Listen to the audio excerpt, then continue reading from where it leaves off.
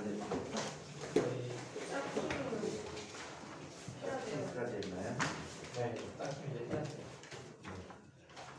혹시 아직 선생님 못 받은 분이 있었나요? 지난번에?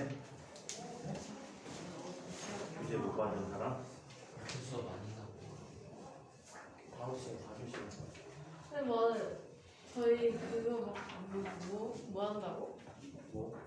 일단 아니야, 발표 가만히 있어, 조용히. 아, 그건 다음 타임에 할 거예요. 어차피 할 형이 거예요. 줬잖아, 어차피 할 거잖아. 형이 줬으면 하는 거잖아. 조상모사라고 원숭이한테 아침에 바나나 3개를 그것도 주고 뭔지 알아. 저녁에 4개를 줬더니 막 얘가 불평을 하더래. 그래서 바꿔서 줬어. 그래갖고 아침에 4개 주고 저녁 때 3개 주니까 원숭이가 아주 좋아하더래. 아무리 시간인데. 아니 제가 불편할 거예요. 네, 여덟 번 오시. 자, 지난 시간에 우리 짝킴까지 얘기했나 봐요. 자, 짝킴이라는 것은 같은 토크의 효과를 준 돌림 효과를 주는 자, 서로 평행한 반대 방향으로 작용하는 그림 관계를 짝킴이다라고 얘기했어요. 자, 그럼 짝힘이 어디에 이용되는지 그 관계를 한번 살펴보도록 할게요.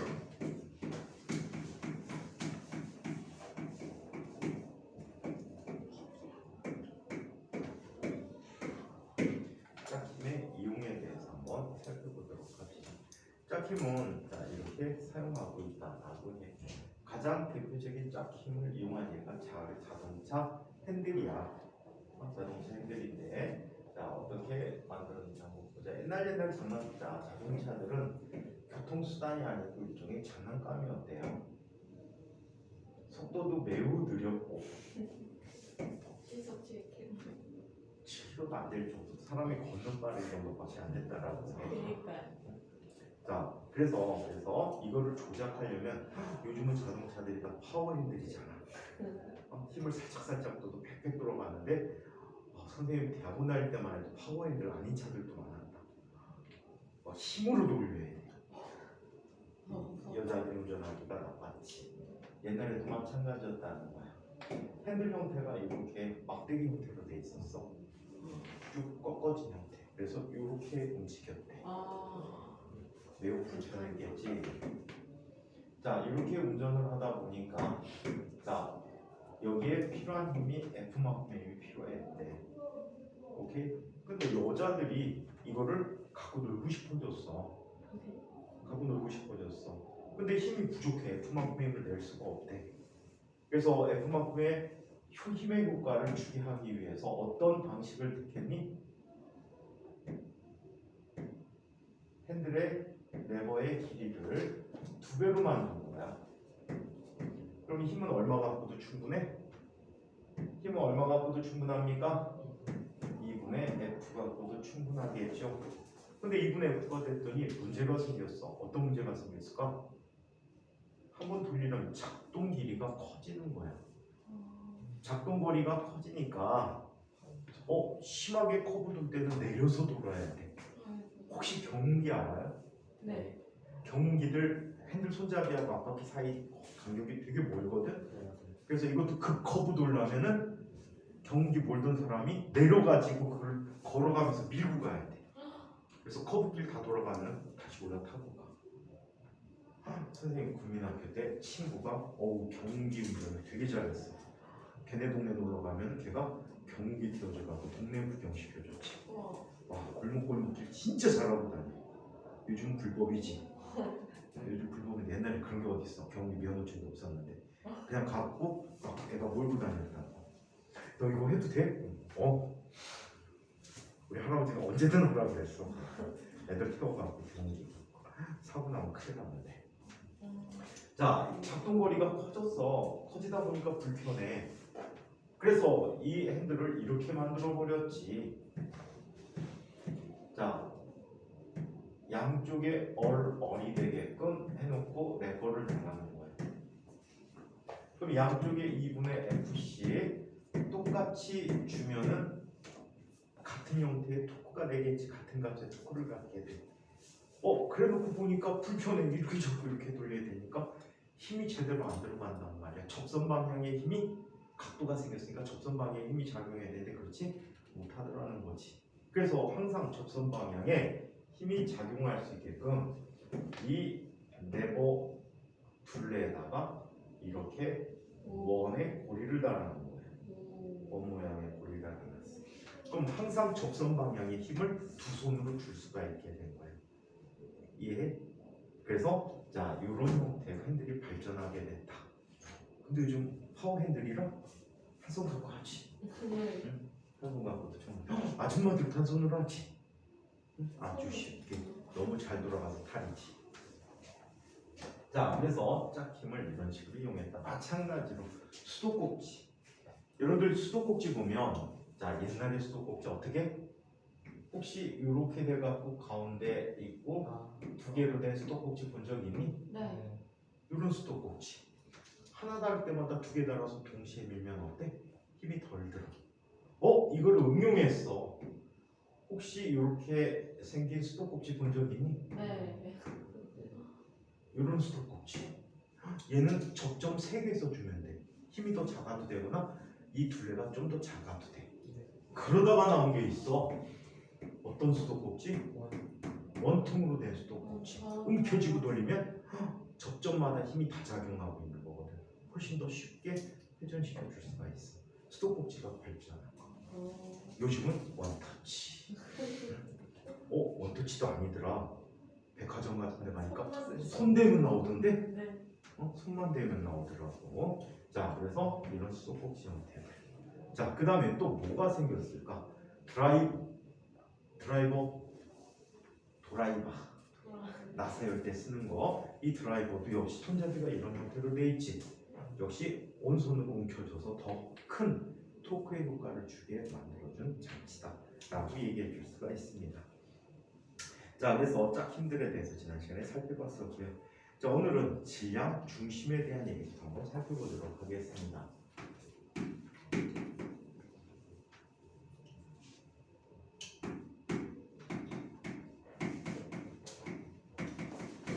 자, 질량 중심은 CM이라고 해. 센터 오브 매스다라고 얘기합니다. 또 피곤한. 아직 주기 중이잖아. 한 1주 반, 열흘 정도 남은 것 같아. 그럼 다시 또 비시시 웃다가 한 달 동안 또 열심히 하겠지.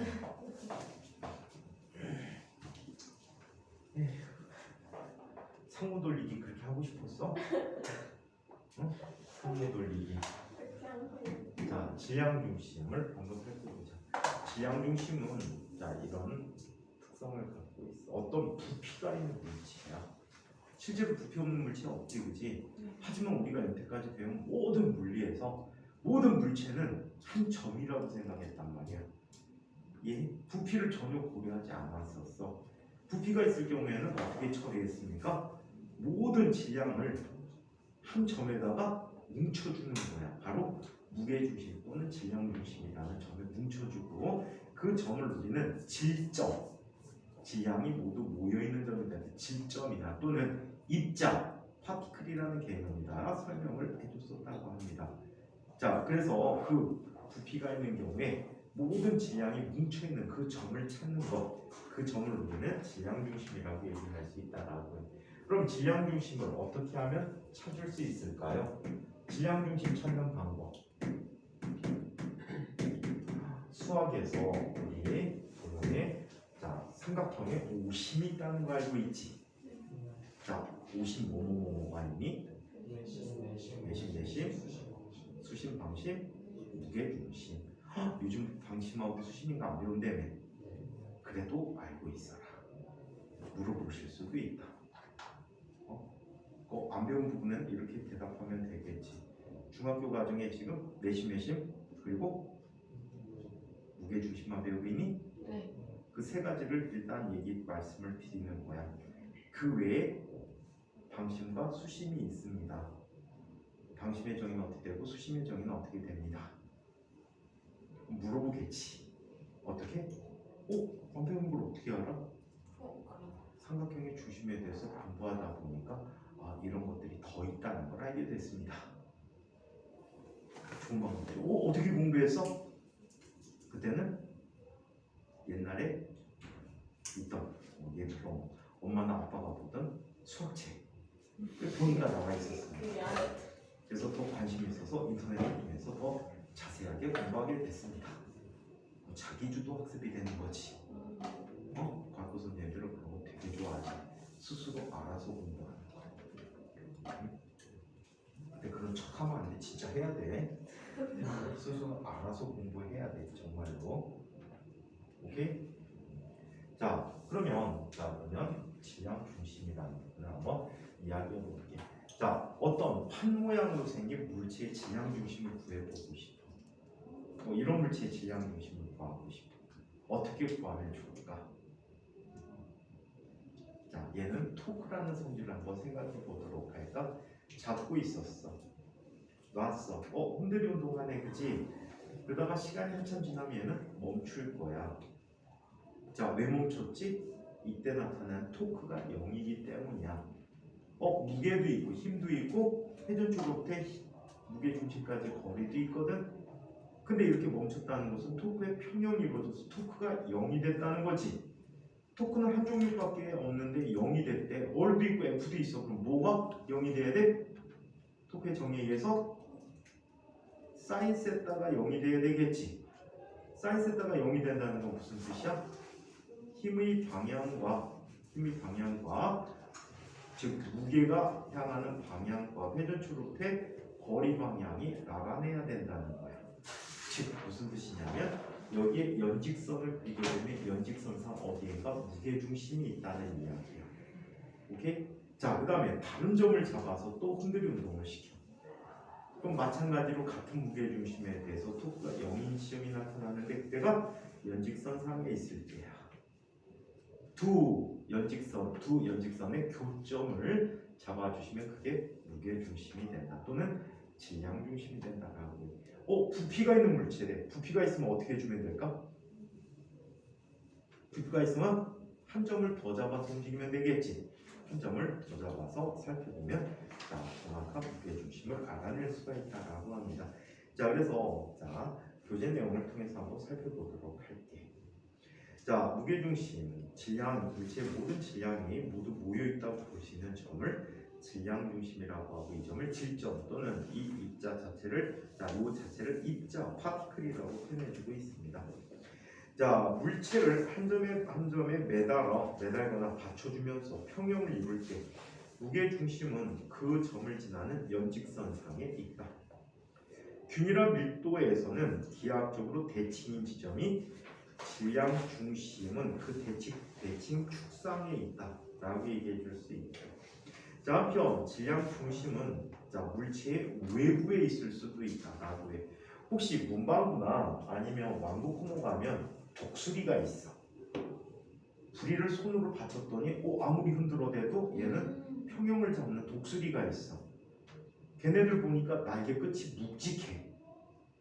그리고 부리는 위에 있어.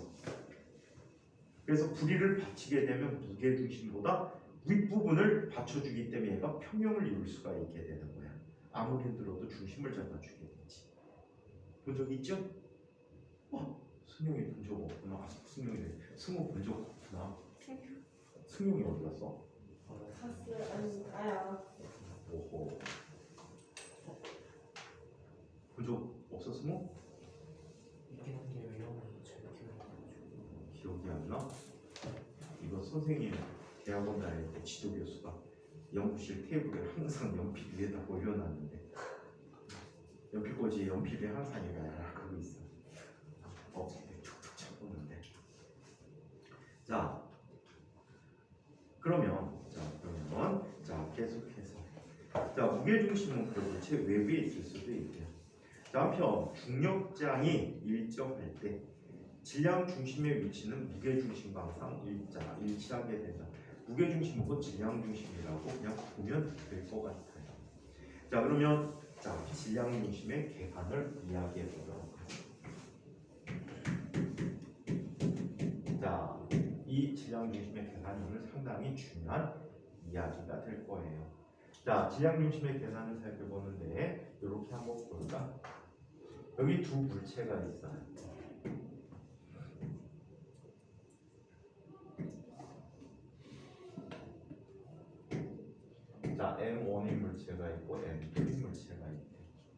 얘네들은 그냥 질점이라고 봐도 무방할 것 같아. 자, 그래서 얘네들은 자 질량이 없는 막대에 연결돼 있을 때 중간에 어디에가 질량 중심이 있을 거야.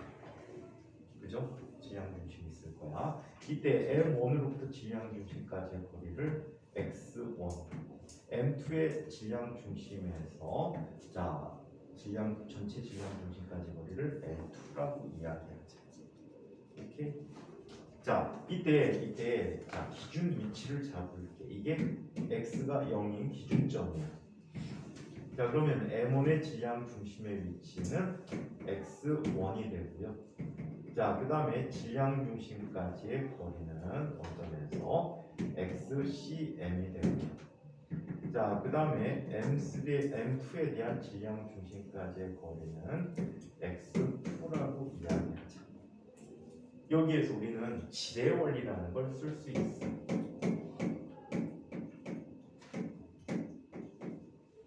질의 원리는 우리 초등학교 3학년 때 배운 거야. 양팔돌 갖다 놓고 춤에다는 실험을 했을 거야, 과학 시간에. 그치? 자 여기에 3칸 떨어진데 추 2칸을 매달았대. 그럼 추 3개를 매달고 평형을 이룰 수 있는 곳은 어떻게? 아마 배울 때 추의 개수 곱하기 칸수 갖고 계산했을 거예요.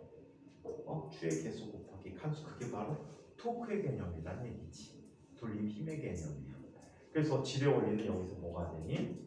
M1 곱하기 L1은 M2 곱하기 L2다라고 쓰게 되는 거지. 맞습니까? 3학년 때 그 시험 기억 안 나? 양팔절 갖다 놓고 줄줄이 막 그 고리에다 이렇게 걸어갖고 연결하는 거 기억 안 나니? 나는 사람 지안이 혼자나? 교과 과정이 없어졌니? 있는데? 세는 방법 있어가지고 판 있고 거기 산에 구멍이 뚫려 있잖아. 자같이. 생각보다 끄는 그거 뭐라고 했어? 그러니까 이제 삼각형에다 받침대 있고 그 위에 판을 올려. 아니야. 그런 거니까. 삼각형 받침대가 아니고 보통 양팔돌 이렇게 생긴 건데 자가 있고 여기 스탠드에 이렇게 매달아놨어. 아니면 스탠드에다 이렇게 중간에 걸어놔. 여기 일정한 간격마다 구멍이 뚫려져 있어. 여기에다가 고리를 하나를, 자 추를 고리에 매갖고 이렇게 생긴 침대 위아래로 이렇게 되어 있어. 여기에 만약에 2개를 매달았어.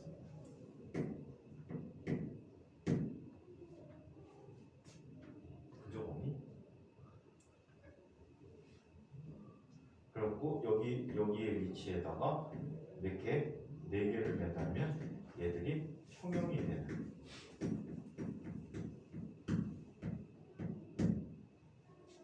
이거 안 해봤냐, 뭐도?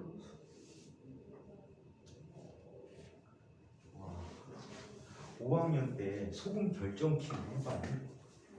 소금 결정 키우기 아니면 황상구리 결정 키우기. 두부를 만들었어요. 두부를 만들었어요. 우와 완전. 해봤어? 두부는 아니, 두부는 했어. 두부 만들었어? 와, 두부는 지금으로부터 약 2000년 전쯤에 중국의 류안이라는 사람이 처음으로 두부를 만들었대. 어머니한테 해주려고. 근데 왕자야. 왕자. 그래갖고 두부와 두유를 만들었다고 하더라. 맛있겠다고? 처음에는 두부를 아무도 안 먹었대. 왜? 아무 맛이 안 나서. 그래서 이게 점점점 발전해갖고 오늘날에 두부가 됐다고 하지. 자, 근데 중국 사람이 만들었다는 설도 지네 설이지. 우리나라 두부 언제부터 먹었대? 그러게요. 아마 우리나라는 오래전부터 먹었을 거야. 중국에서는 다 지네 거래잖아, 그치? 네. 응? 지네 거 아닌 건 딱 2개 있다. 뭐야? 미세먼지하고 코로나. 아. 그럼 지네 거 아니래. 내가 볼 때는 맞는데 가져갈 거면 다 가져가지. 내가 그 얘기 듣고 쓰러졌는데 김은호도 지네 거라고. 한복은 조선족이 있어서 어쩌고저쩌고 해갖고 논쟁거리가 될 수 있다 쳐. 김은호도 지네 거래. 대단해 걔네들. 이게 일본 애니도 지낼 거래요? 그렇대? 예수도 지나갔어. 아니 궁금해서. 야 지난번에 보니까 손흥민도 지네 사람인데 후손이 되는데 중국 사이트 들어가서 손오공 후손이래. 네? 손오공 자손이 손흥민이래. 아니야? 하여간 근데 옛날에 중국 땅 대부분이 우리 땅이었다는 건 알죠? 네. 거의 다 우리 거야. 지네 거 사실 별로 없어. 왜 자꾸 동북공정하고 우리 역사를 지네로 만들고 막 이러고 싶을까? 지네 정통성이 없어서 그래. 그래서 우리나라 문화를 빌려서 지네 거로 만들어 놓고 지네 역사 인양하려고. 진짜 그러고 싶은 거야. 중국 역사 얼마 안 되잖아. 근데 우리나라 역사는 1만 년이라고 하니까 그게 혹해가지고 욕심내는 거지. 일본 새끼들도 욕심내잖아. 임나 일본설 해갖고 우리나라 남부지방에 지네 나라가 있었대잖아. 왜라는 나라가. 그 지네 천황 자체도 백제 사람인데 기부자 빠졌어. 자 그러면 이렇게 지네 원리를 이해할 수 있게. 자 그렇다면 여기에서 L1이라는 값은 어떻게 쓸 수 있지? XCM-X1이라고 쓸 수 있죠. 여기는 L2라고 하면 L2는 X2-XCM이라고 할 수가 있어요. 그렇다면 이 두 값을 위식에다 대입을 해보자. 자, M1 곱하기 XCM-X1은 M2 곱하기 X2-XCM이라고 쓸 수가 있어. 이때의 식을 정리해 보았다. 보세요. 자, 식을 정리해 봤습니다. M1 더하기 M2 곱하기 XCM이라는 값에 M1 X1 더하기 M2 X2가 되었네. 따라서 이 두 물체의 질량 중심의 좌표값은 XCM은 모든 질량을 합쳐라. M1 더하기 M2분의 M1 X1 더하기 M2 X2가 된다. 얘를 일반화시키면 진짜 물체가 더 많이 있을 수도 있지. 물체가 더 많이 있을 수도 있어. 자, 그래서 XCM 질량이 많이 나가면서 두 녀석이 빠지니까 교실이 흔하다. 승용이하고 성현이 질량 큰 녀석들이니까 무게중심을 잃어버리고 막 대답하네. 자, 그러면 XCM이라는 값은 몇 개의 물체가 있든 상관없어서 시그마 MI분의, 여기서 시그마는 무슨 의미라고 그랬지? 합기호지. 합기호 모든 질량을 합쳐라. 자, 이것분의 시그마 MI XI라고 얘기해 줄 수가 있어. 오케이. 자, 그리고 Y에 대해서 YCM은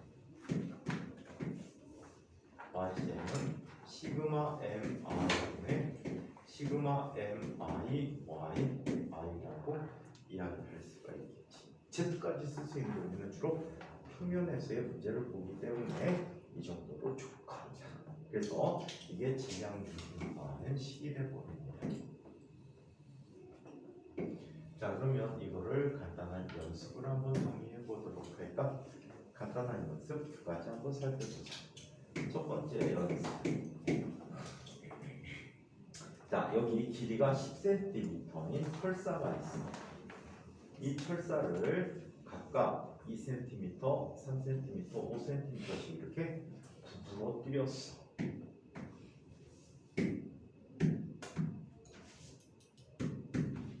자, 이렇게 부러뜨렸어. 이때 이 요 점을 원점이라고 하자. 원점이라고 할게. 자, 이 철사의 전체 질량 중심은 어디에 있을까? 철사 밖에 있을 거야. 얘를 계산할 때 어떻게 계산하면 좋을까? 그 철사의 질량 중심을 구한다.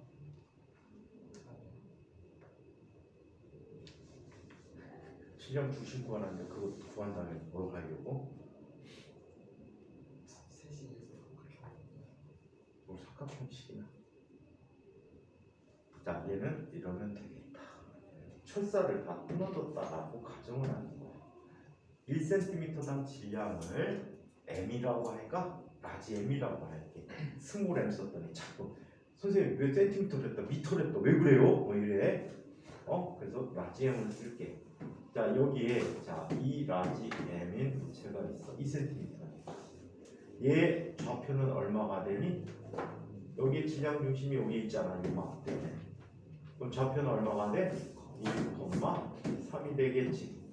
자, 여기 3m이 있어. 자, 이 좌표는 얼마가 돼?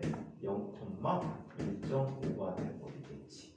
자, 여기에 5m이 있어. 자, 그러면 얘는 얼마가 돼? 2.5,0이 됐다라고 해.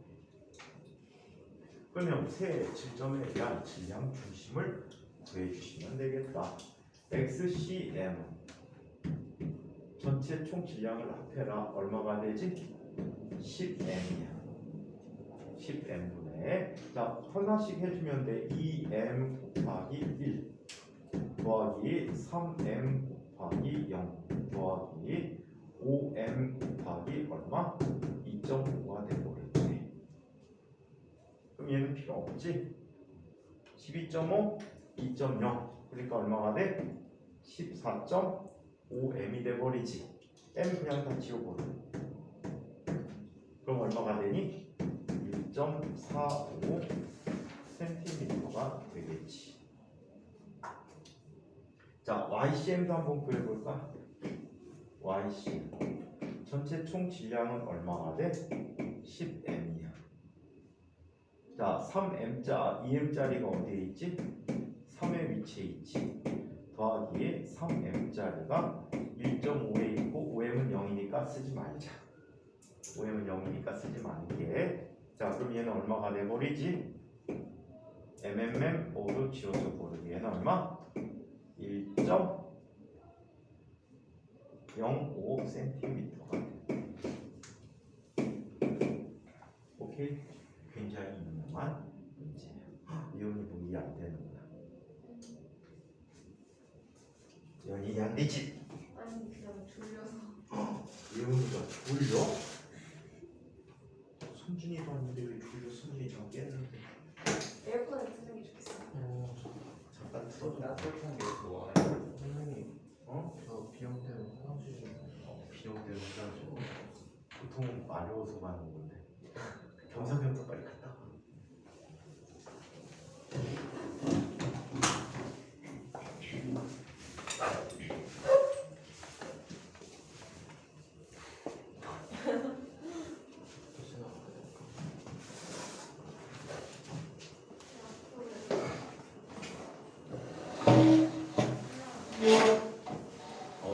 하는구나.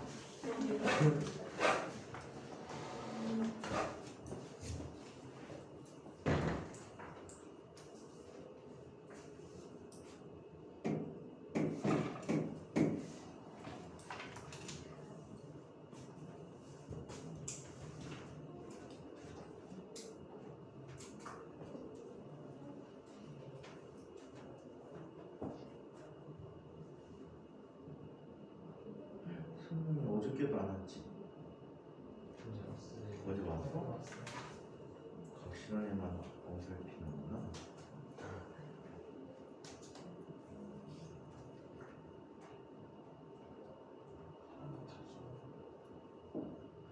그러니까 튼튼하게 생긴 왜 맨날 왔지?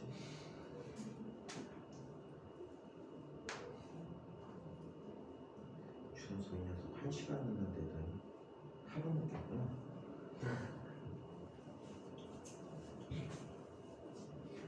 그러면 이런 문제를 한번 살펴보도록 하죠.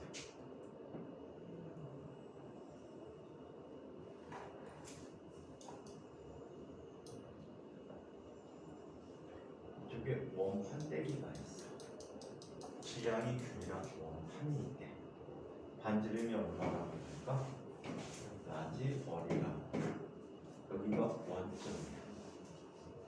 여기가 원점이야.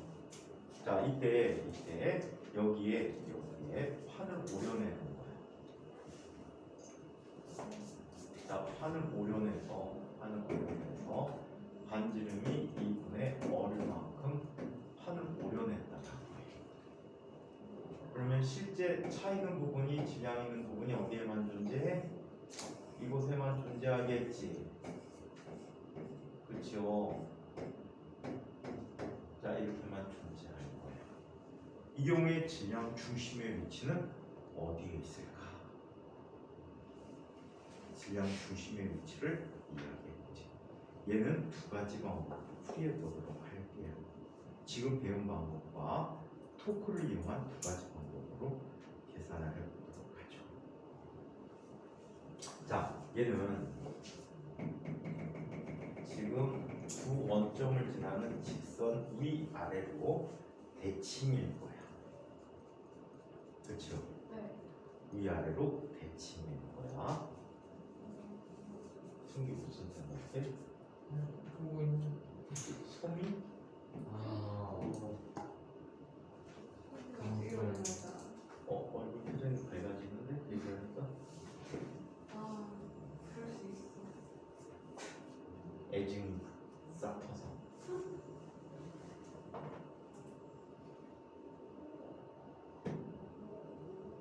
자, 얘는 선생님이 야교 보고 있어요. 아니야. 이 녀석은 라지 어리야. 라지. 자, 그리고 전체 총 질량을 m이라고 가정을 해볼게. 오케이? 여기에 원점을 여기다 놨다라고 해. 그런데 말이죠. 이 안에 여기 이런 걸 한번 해볼게요. 반지름이 2분의 얼만큼 되게 오려놨다라고 하는 이 물체는 질량이 얼마일까? 얘는 질량이 얼마가 될까? 얘가 m이라면 얘는 얼마? 4분의 m이 되겠지. 면적이 4분의 1이니까 4분의 m일 거야. 그런데 원래는 없는데 가정을 하나 하자. 뭘 가정합니까? 마이너스 4분의 m이라고 하자. 오케이? 질량 마이너스라는 질량이 실제로 있어 없어? 없어요. 없어. 없는데 마이너스 m이라는 걸 가정을 해볼게. 이해해? 네. 마이너스 m이라는 걸 가정해서 여기에다 겹쳐놨다라고 생각해.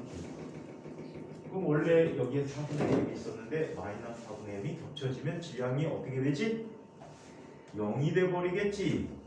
구멍이 뚫린 효과가 생겼다는 얘기야. 자, 여기가 원점 5가 된다고 했죠. 그럼 이제 게임 셋이야. 어떻게? 이 경우에 이 축을 x축이라고 하면 x, c, m은 전체 질량은 얼마야? 이 질량 m 빼기 4분의 m이 되겠지. 그리고 m 곱하기 0 더하기 얘는 마이너스 4분의 m이라는 질량이 어떤 위치에 있습니까? 2분의 어린 위치에 있겠지. 요점의 좌표. 여기가 질량 중심일 테니까. 자, 그렇다면 얘는 얼마가 됩니까?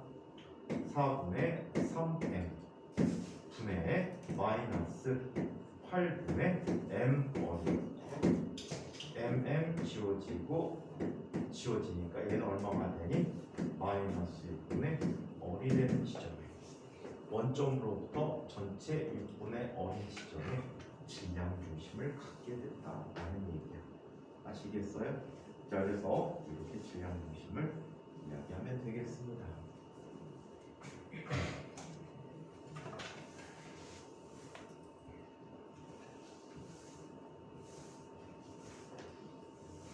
자, 그러면 다른 방법으로도 보자고 했죠. 토크를 이용한 방법으로도 계산해 줄 수가 있어요.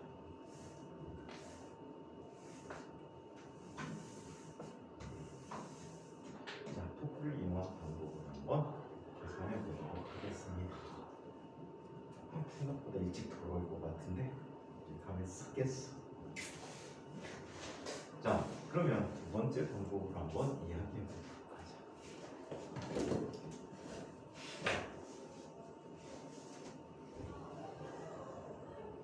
자, 이게 원판 떼기가 있어요. 자, 그리고 여기 구멍이 뚫려 있어요. 개념은 비슷하다라고 보면 돼요. 자, 얘는 이렇게 생각하자. 여기에 어떤 막대기가 있었어. 오케이? 지향을 무시할 수 있는 막대기가 있었다라. 이때 얘는 무게가 어디로 작용하지? 아래로 작용하지. 얼마의 무게가? mg라는 무게가 작용할 거야. 반면에 얘는 위쪽으로 빈 부분이니까 위쪽으로 힘을 받는다라고 가정을 해. 오케이? 얼마의 힘을 받는데? 자, 윗방향으로 4분의 mg라는 힘을 받는다라고 가정을 하는 거야. 그럼 서로 반대 방향의 두 평행력에 의한 힘의 합성을 계산해 주라는 얘기네. 그럼 힘이 작용하는 위치가 뭐가 되는 거지? 무게중심이 된다는 거지. 평형 위치가 무게중심이 되는 거야. 그럼 평형 위치는 어디에 있을까? 여기 어딘가에 있을 거야. 그치? 이 거리를 뭐라고 해? x라고 하자. 얘는 2분의 r이 되겠대. 그럼 두 힘에 의한 토크를 보자는 얘기야. 오케이? 요 힘의 토크를 플러스로 가정한다면, 또는 두 토크가 같다라는 계산을 가지고 얘기한다면 이렇게 쓸 수 있겠네. mg 곱하기 x라는 값은 4분의 mg 곱하기 얼마? x 플러스 2분의 r이라고 쓸 수가 있어. 그럼 mg 다 지워져 버렸지? 자, x 넘어가 버리면 4분의 3x라는 값은 8분의 r이 돼버렸지. 따라서 x는 얼마? 6분의 r이 되는 지점에 질량 중심점이 있다. 그래서 이렇게 풀이하는 방법도 있어. 오케이? 어떤 걸 써도 상관없는데 이게 단위 나중에는 일반화되니까 훨씬 쉬울 수도 있어. 오케이? 이건 힘 따로 생각하고 또 따로 생각해야 되니까 귀찮은 일이 될 수도 있지. 자, 이번에는 물체의 노임에 대해서 얘기해 보자. 물체의 안정성에 관한 이야기입니다. 물체의 안정성에 관한 얘기야. 자, 물체가 평형이 되어도 그 물체의 약간의 변이를 일으켜 보아서 원래 상태로 되돌아가는가, 또는 되돌아가지 않고 원래 상태에서 멀어지는가에 따라 안정하다, 불안정하다, 또는 중립평형이다 라고 결정해 줄 수가 있대요. 자, 첫 번째 경우 같은 경우를 한번 살펴보자. 얘는 무게중심이 한쪽 모서리의 받침점을 벗어나지 않는다면 항상 원래 위치로 되돌아오겠지. 맞아요? 자, 얘는 항상 원래 위치로 되돌아올 거야. 이때를 평형 위치다 라고 얘기합니다. 오케이? 얘를 잡아뜨리기 위해서 무게중심을 점점점 올려주는 일을 해줘야 된단 말이야. 무게중심을 올려줘야 되는 일을 해줘야 돼. 그러면 얘는 오히려 일을 받지 않는 쪽으로 평형을 이루려고 합니다. 자, 한편 두 번째 그림을 살펴봐봐. 얘는 굉장히 뭐라고 하니 크리티컬하다. 아주 운이 좋으면 평형을 맞출 수는 있을지 모르겠어. 근데 원뿔의 끝이 점이라면, 와, 이거 똑바로 세우는 그 사람은 슈퍼맨일 거야. 자, 얘는 어떻게 세워도 항상 자빠지지. 자빠지는 쪽으로 포텐셜 에너지가 감소한단 말이야. 그치? 무게중심이 낮은 곳으로 이동하는 거야.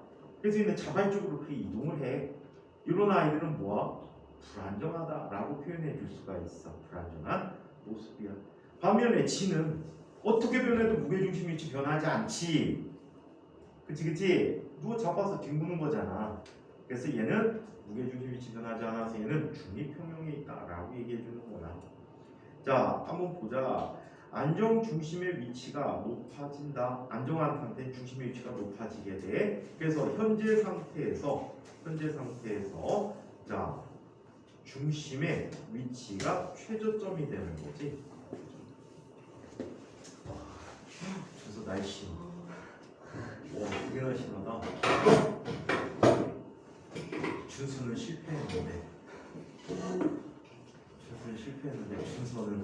통과했어.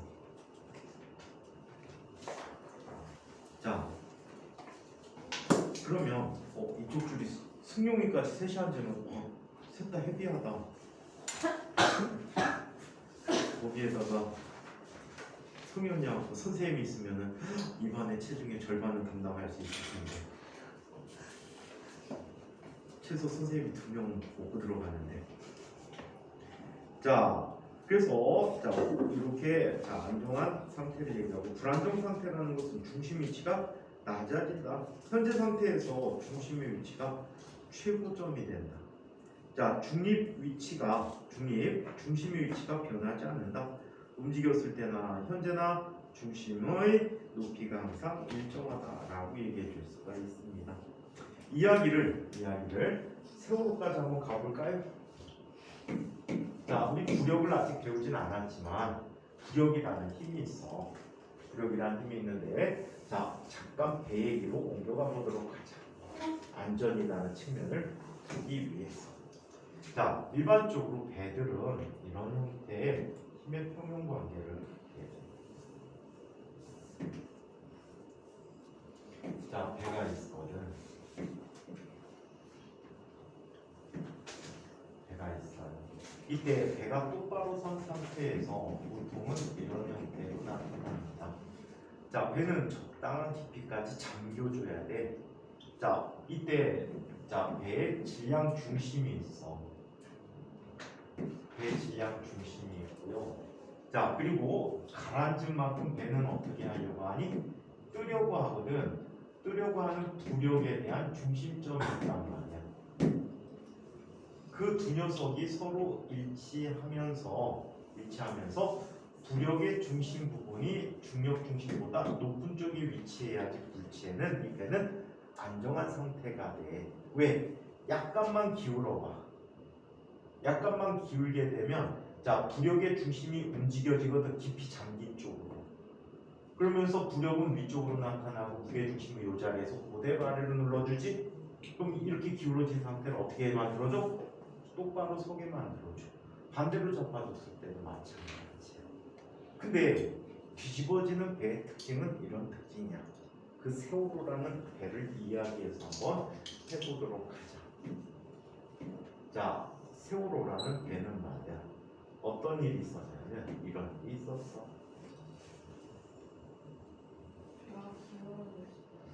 자, 아직 기울진 않을게. 자, 얘는 원래 배 위에 있던 건물을 증축해서 한 층을 더 올렸어. 그리고 자, 여기에 층층이 화물을 싣고 또 엄청나게 많은 자동차 같은 걸 여기에다가 넣어놨어. 화물도. 자, 이렇게 하다 보니까 어떤 일이 생겼습니까? 배가 많이 잠겼는데 위쪽으로 배 원래 가졌던 무게중심보다 위쪽으로 건물을 짓다 보니까 무게중심의 위치가 상당히 위로 올라갔어. 많이 실으니까 또 많이 잠기겠지. 부력의 중심도 어떻게 되니? 낮아졌어. 부력의 중심도 낮아졌어. 위치가 바뀌어버린 거야. 그럼 어떤 일이 생길까? 얘가 조금만 기울어도 무게와 부력이 어떻게 돼버립니까? 서로 뒤집어지는 토크 방향을 둬서 쉽사리 잡아뜨려지게 된다. 이해해? 그래서 무게중심과 부력중심의 위치에 따라서 원래 복원할 수가 있느냐 없느냐가 결정되는데, 더군다나 이 자식들이 했던 것 중에 화물을 고정하지 않았어. 화물을 고정하지 않으니까 쓰러지면서 화물이 한쪽으로 몰려버리는 거야. 그래서 힘에 의한 토크를, 무게에 의한 토크를 더 가중시킨 거야. 더 쉽게 잡아야지. 나중에 상식으로 알아라. 배가 떠가다가 기울어진 채로 머물러 있는 배는 항상 뒤집어지는 배야. 이해해? 뒤집어지지 않으려면 바로 원상태로 와야 돼. 이게 한참 동안 있다가 원상태로 살아 돌아오는 경우는 거의 없다. 한 번 있었어. 어떤 경우가 있었냐면 혹시 서해안에서 유조선하고 인천대교 놀 때 왔던 그 크레인 배하고 충돌했던 거 기억하니? 그래서 온 국민의 한 절반 가까운 사람들이 서해안에 가서 기름을 닦고 왔었어. 그때 그 유조선의 선장이 외국인인데 엄청나게 현명한 일을 했어. 어떻게 했는지 아니? 유조선이 뒤집어진 건 아닌데 이렇게 인위적으로 조절을 해줄 수는 있다고 해. 유조선이 있었는데 얘가 지금 옆구리가 까인 거야. 옆구리가 여기에서 까였어. 지상에서. 유조 탱크에 있던 기름 탱크에 있던 기름이 줄줄 새 나오는 거야. 어마어마하게 새 나왔어. 이때 이 선장이 기지를 발휘합니다. 여기에는 무게 중심의 위치를 미세하게 조절하기 위해서 배에게 평행 방향으로 추가 있대. 이 추들을 최대한 움직여서 이쪽으로 옮겨버렸어. 그럼 배가 어떻게 되지? 이렇게 기울어지지. 그래서 기름 유출을 최대한 줄였다고 하더라고. 머리 쓴 거야. 엄청나게. 그래서 이런 추들을 움직임으로써 조정을 해줄 수 있지만 세월호는 선장이 도망가느라고 바빠갖고 그런 일을 하지 않았습니다. 그래서 침몰했죠. 자, 그래서 안정이라는 거. 우리 일상생활의 안정이 이만큼 중요한 거야. 평형이라는 상태가. 그죠? 뭐 뒤집어지고 이런 거. 자동차 같은 것도 많이 실지 말래. 커브길 돌다가 뒤집어진다. 그래서 안정이라는 거. 자, 그렇다면 가급적 안정을 이루기 위해서는 어떻게 해야 될까? 자, 노임의 안정 조건을 살펴보면 이래요. 자, 무게중심은 가급적 낮은 곳에 위치해라. 그러다 보니까 요즘 최근에 TV에서 했던 거 씨름의 여왕이라고 본 적 있니? 여자 연예인들 데려다 놓고 씨름시켰지? 자이언트 핑크가 대박이던데 힘 무지막지하게 줬던데. 그래서 자, 이 씨름을 시키는데 사람들이 자세를 최대한 어떻게 하니? 낮추려고 해. 무게중심을 안 뺏기려고. 무게중심을 낮추면은 더 안정되니까. 자, 그리고 밑면적이 넓어야 돼. 다리를 최대한 벌리지. 최대한 벌려서 자기가 놓여있는 자기가 차지하고 있는 밑면적을 넓히려고 한다. 오케이? 자, 그리고 최대한 무거워야 좋겠지. 자, 그래야지만 안정이 쉽게 이루어진다라고 얘기해 줄 수가 있습니다. 자, 그래서 토크에 대한 기본 내용들을 다 살펴보고 이번에는 문제들을 한번 보시기로 하죠. 예제 1번 문제. 잠깐 시간 줄 테니까 한번 생각해볼까? 오픈다에 내가 상당히 비중을 둬서 내기를 한다면 오픈다에 두겠지만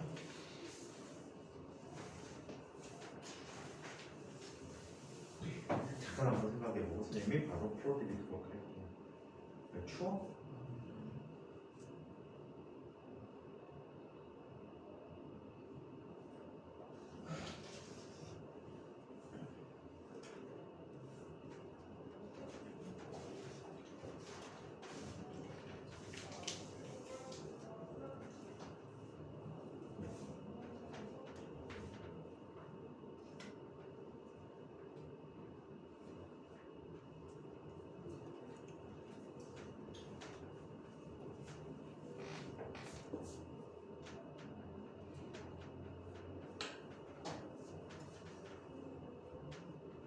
물 떨어지는 소리 아니야? 이 똑똑 소리가 나는데? 두들겨.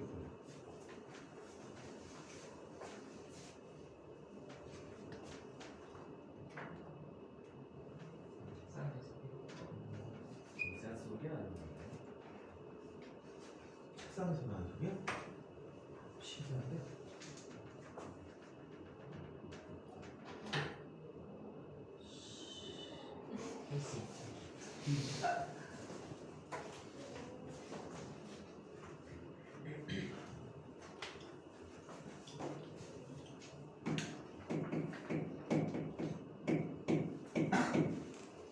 선생님 중학교 때인데 사회 선생님인데 한 녀석이 수업 중인데 볼펜 옛날 모나미 볼펜 알지?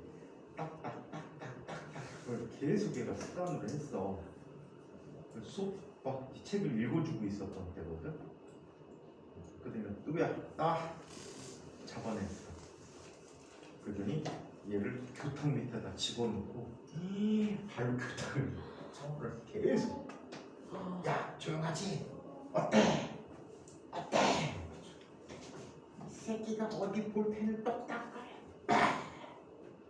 직접 때리진 않았어. 교탁을 때렸지. 중학교 1학년 때 내가 확 쫄아가지고 무서워서. 요즘 그런 거 하면 동영상 찍지? 네. 다음날 유튜브에 올라와야지. 폰 뺏겨가지고. 어떤 애들은 라방도 안 되며 그냥 때리는 거 라방 안 돼. 근데 왜 선생님들 맞는 건 라방 안 해줘? 시간대 맞으니까. 그러니까 선생님들한테 권총을 줘야 되니까 떠들어? 일로 와. 동근이 너 떠드니? 한 번만 더 떠들어봐. 그러다 좀 이따 또 이 자식 뻥. 숙제를 안 해요? 아는 사람 저기 줄 서. 그럼 아이들이 진짜 다 열심히 할 텐데 안 죽으려고. 그런 마음가짐으로 공부하면 진짜 다 우리나라 사회에 엄청난 인재들만 아인슈타인만 나올 것 같은데.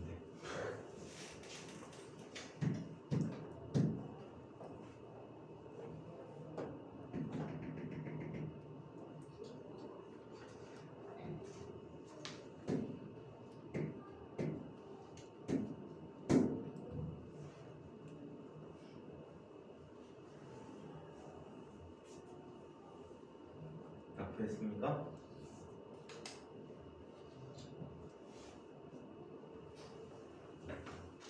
예원이 요즘 깐죽거리고 왜 그러지? 응? 네? 정혜야 요즘 왜 깐죽거리고 응? 까불고 싶은가 봐. 요즘 사춘기 됐나 보다.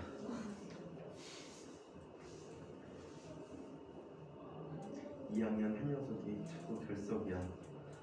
그리고 사유가 그렇게 달려있어. 선생님 단톡방에 사춘기라서. 승준이도 사춘기. 승준이 되네. 우리 소시도 사춘기인가? 승준아 너도 사춘기야? 몰라요. 맞습니다. 사춘기 맞네. 늦게 와서 저기 근데 너무 오래 한다 사춘기를. 중1 말부터 너 지금 2년째야. 횟수도 3년째야. 정신 차려. 현실을 이제 직시해야지. 자, 그 노력들을 안 하는군요. 답 좀 내본 사람. 와, 바닥 먹기만 하려고 준서밖에 없다. 그나마 좀 쓴 사람. 좌표 그려놓고 뭐해? 다 구한 거야 그럼? 오케이. 예원이가 나와서 풀어보도록 할까? 자, 그죠? 그림과 같이 무게가 W고 길이가 A 막대의 한쪽 끝에 이 길이가 막대고요. 무게는 어디에 작용하고 있지? 중심에 작용하고 있는 거지. 자, 이 막대가 있고 이 막대 끝에 수평한 마루 위에 놓여 있고 A 쪽이 놓여 있는 것이지. 다른 끝은 시대 매달려 각각 알파, 베타의 각도를 이루며 평형 상태를 이루고 있다고 합니다. 자, 이때 실의 장력 T와 마찰력 F를 구해보도록 하자라고 했어. 이쪽으로 T가 있고 얘는 수평 방향으로 뭐가 있니? 마찰력 F가 있다 라고 얘기하자. 라지 F 썼구나. 우리도 라지 F를 쓰기로 하자. 라지 F를 쓰기로 하자.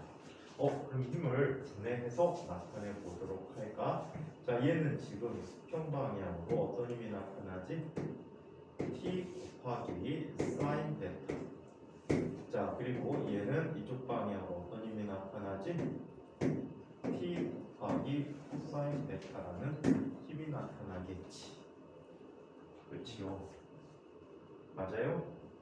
자 그러면 얘 한번 살펴보도록 하자. 힘의 평형 관계에 의해서 x 방향으로 나타나는 힘들의 합을 살펴보면 t 사인 알파가 t 사인 베타가 뭐와 같아? f와 같대.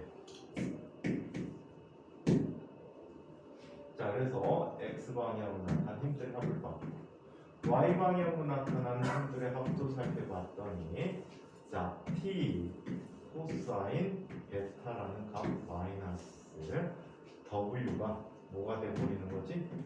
0이 돼버렸네. 맞아요? 자 그렇다면 t는 얼마가 돼버리지? 이렇게 쉽게 구한다고?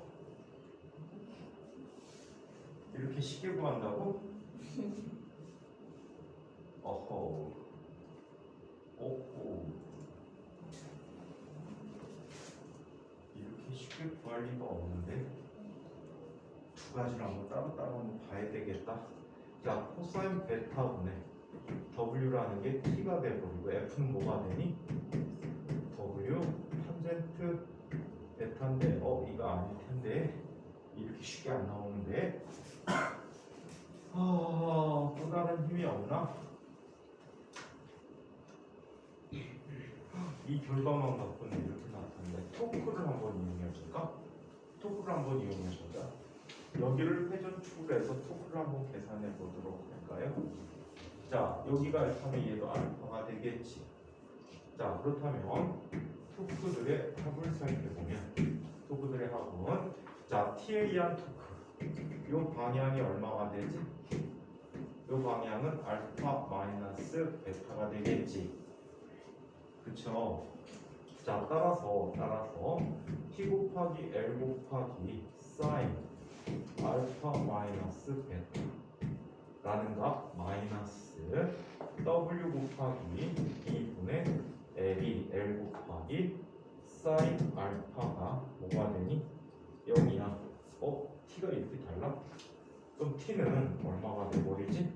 ll 지워져 버리고 2 사인 알파 마이너스 베타분의 w 사인 알파가 되고 뭐가 맞는 거야? 뭘 잘못했을까? 둘 다 맞아야 되는데 제3의 힘을 간과했나? 여기 수직항력을 빼먹었군요. 여기 수직항력이 더 있었어야 돼.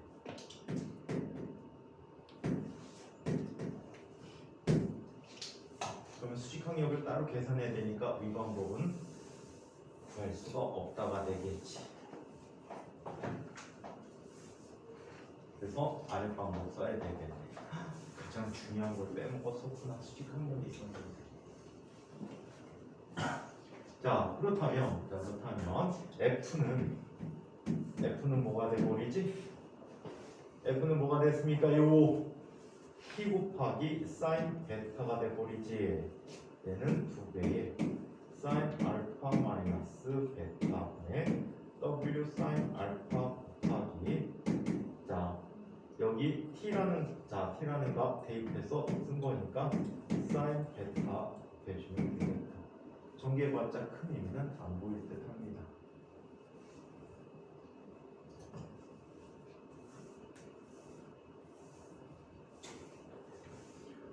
그러면 저기서 만약에 정지 상태라면 정지마찰계수도 알 수 있겠다. 어떻게? 수직항력에는 얼마가 되지? 수직항력에는 W 마이너스 T 코사인 베타가 되잖아. 그치? 그렇다면 얘는 뭐가 되니?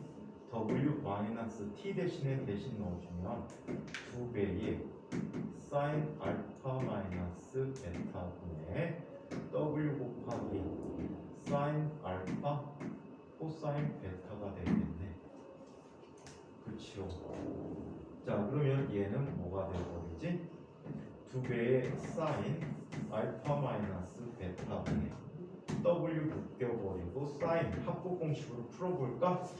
사인 알파 코사인 베타 마이너스 코사인 알파 사인 베타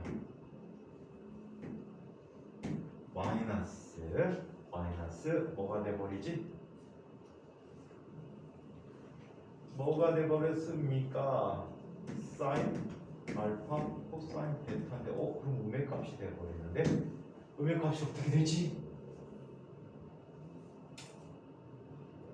왜 음의 값이 나와버립니까?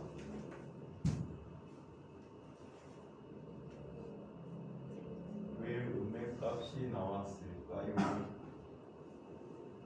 이라고 표준 분모가 아, 있어. 여기 이를 곱해줘야 되는구나. A 젠장. 자, 이게 돼버렸대. 그러면 지워져 버리지.